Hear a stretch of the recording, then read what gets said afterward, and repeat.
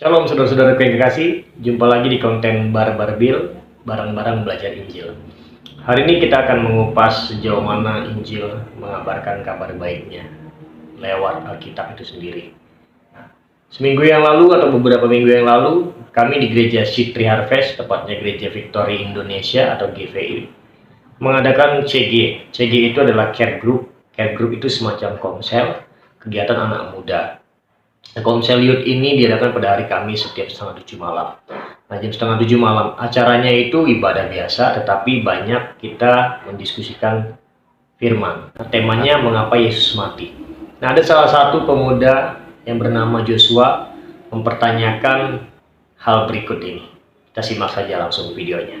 Ya, sebanyak apa sih dosa-dosa manusia sehingga Tuhan Allah mengutus anaknya yang tunggal untuk menebus dosa-dosa manusia? Oke, tadi kan sudah dikasih tahu Martin ya, bahwa dosa tidak dihitung ukur banyak atau kecilnya. Dari mana ayat Alkitabnya itu, Bang? Roma 3:23 apa bunyinya? Roma 6 kalau nggak salah ya, yang upah dosa dalam maut. Coba. Ya. Karena upah dosa adalah maut. Nah, karena upah dosa adalah upah dosa atau upah dosa-dosa. Jadi dosa satu aja itu udah ke maut kita, Jos. Itu jawaban Roma 6 ayat 23 kan? Benar kan? Upah dosa dalam maut. Jadi satu aja orang berdosa, apapun jenis dosanya itu maut. Itu kenapa perlu Injil semua orang, biar orang tahu ada ayat Alkitab yang mengajari hal itu. Baik, saya langsung saja menjelaskan dan menanggapi pertanyaan yang diberikan oleh teman pemuda kita, Bang Joshua. Ya, sebanyak apa sih Bang dosa-dosa manusia sehingga Tuhan Allah mengutus anaknya yang tunggal untuk menebus dosa manusia? Nah, kalau kita jawab secara instan, banyak sekali dosa manusia. Ya, di dalam Kejadian 6 ayat 5 sampai 6 berkata demikian. Ketika dilihat Tuhan bahwa kejahatan manusia besar di bumi dan bahwa segala kecenderungan hatinya selalu membuahkan kejahatan semata-mata, maka menyesallah Tuhan bahwa ia telah menjadikan manusia di bumi dan hal itu memilukan hatinya. Ya, ketika Tuhan Allah melihat kecenderungan hati manusia itu selalu membuahkan kejahatan. Artinya rata-rata manusia itu berbuat jahat. Ya, waktu itu Kejadian 6 mengatakan seperti itu. Nah, kalau kaitan sebanyak apa dosa-dosa dengan penebusan Tuhan, nah ini sangat menarik. Kita akan membuka di dalam Roma 6 ayat 23. Sebab upah dosa ialah maut, tetapi karunia Allah ialah hidup yang kekal dalam Kristus Yesus Tuhan kita. Nah, dalam Roma 6 ayat 23 ini, untuk menjawab pertanyaan Bang Joshua, saya akan membagi dua bagian. Yang bagian pertama, saya akan mengupas Roma 6 ayat 23 ini. Kata upah, dosa, dan maut, kita akan soroti di bagian itu. Nah, upah di sini, apa sih yang dimaksud upah di sini? Upah menurut bahasa aslinya adalah opsonia. Opsonia ini adalah gaji, imbalan, atau dimaksud juga upah. Nah, gaji di sini adalah gaji seorang prajurit atau upah seorang prajurit, imbalan seorang prajurit.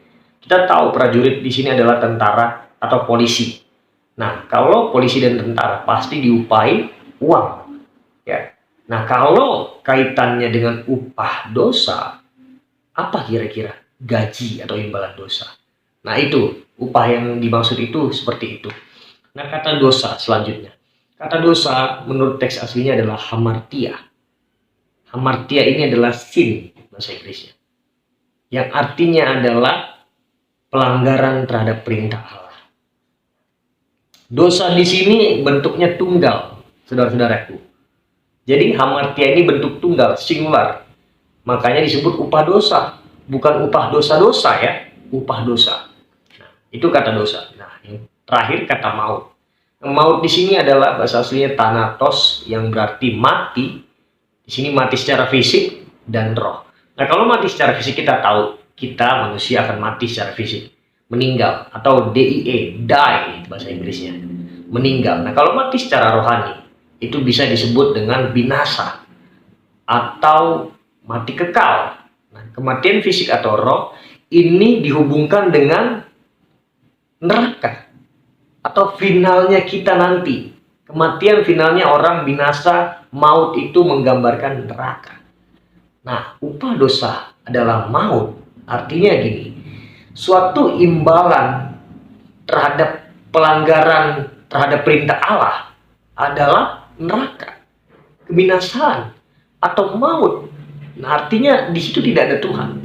Terputus rohani kita dengan Tuhan. Itu yang disebut upah dosa adalah maut. Nah, bagian kedua langsung saja dengan cepat.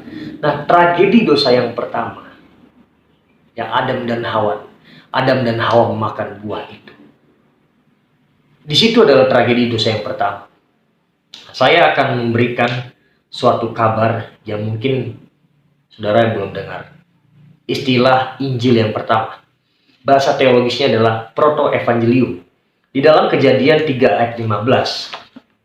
Ini adalah proto-evangelium, Injil yang pertama, kabar baik yang pertama di dalam perjanjian lama. Ini adalah Kejadian 3 ayat 15. Aku akan mengadakan permusuhan antara engkau dan perempuan ini, antara keturunanmu dan keturunannya. Keturunannya akan meremukkan kepalamu dan engkau akan meremukkan tumitnya. Ini firman Allah kepada manusia dan kepada ular.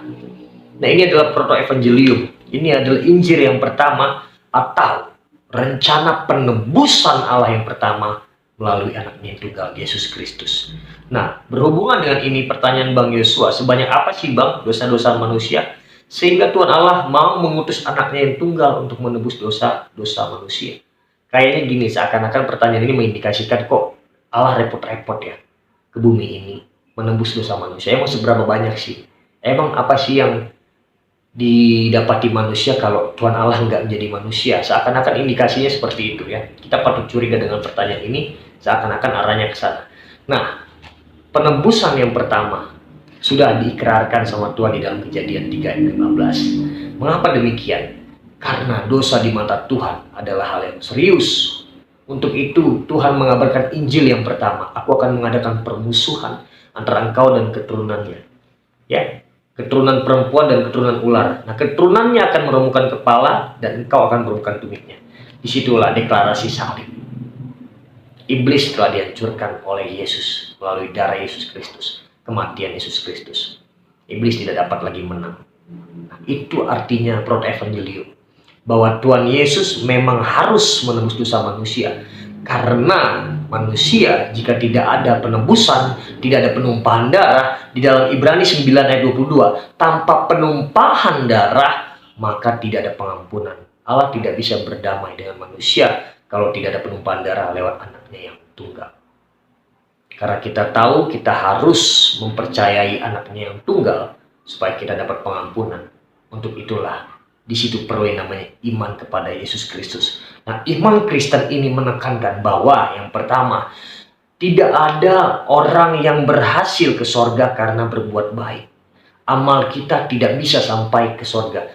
Amal perbuatan baik, no save, tidak menyelamatkan. Nah, yang kedua, manusia apapun keadaannya, manusia asal dia dosa satu kali saja, dia langsung go to neraka. Go to the hell. Tidak perlu dosa dua atau banyak-banyak. Dosa sekali saja sudah cukup mencemplungkan kita ke neraka. Nah, artinya maksimal hukuman dosa adalah binasa, die, tidak main-main. Untuk itu saya tantang kepada saudara dan seluruh teman-teman yang mendengarkan Injil ini. Percayalah kepada Yesus Kristus, maka hidupmu akan diperdamaikan dengan Allah dan kau akan ditebus sebagai milik satu-satunya, dan kau akan mendapatkan hidup yang kekal. Jika engkau tidak percaya kepadanya, Allah yang adil harus menghukum manusia yang berdosa. Maka Allah yang adil harus mengoptimalkan kasih dan hukumannya di dalam dua aspek, yaitu surga dan neraka. Engkau percaya, engkau langsung dijamin surga.